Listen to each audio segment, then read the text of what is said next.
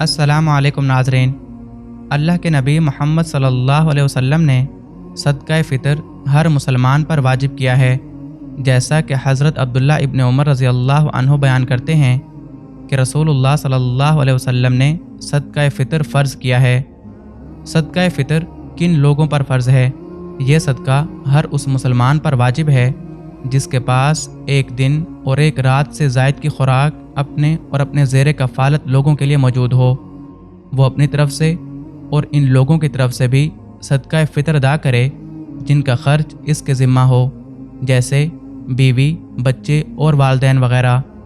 हज़रत अब्दुल्ला बिन उमर रज़ी अल्लाह अन्हु से रवायत है कि रसूलुल्लाह सल्लल्लाहु अलैहि वसल्लम ने हर मर्द और औरत, छोटे बड़े, आज़ाद और ग़ुलाम की तरफ से जिनकी खुराक तुम्हारे ज़िम्मा हो सदका फ़ितर का हुक्म दिया है।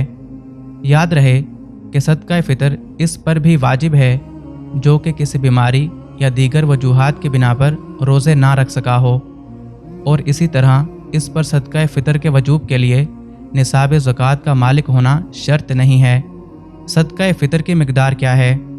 हज़रत इब्न उमर रज़ी अल्लाह अन्हु से रवायत है कि इन्होंने फरमाया, रसूलुल्लाह सल्लल्लाहु अलैहि वसल्लम ने हर मुसलमान, मर्द औरत, छोटे बड़े, आज़ाद और ग़ुलाम पर सदका फ़ितर 1 सा खजूर या 1 सा जौ फ़र्ज़ किया है और नमाज के लिए जाने से पहले इसकी अदायगी का हुक्म दिया है।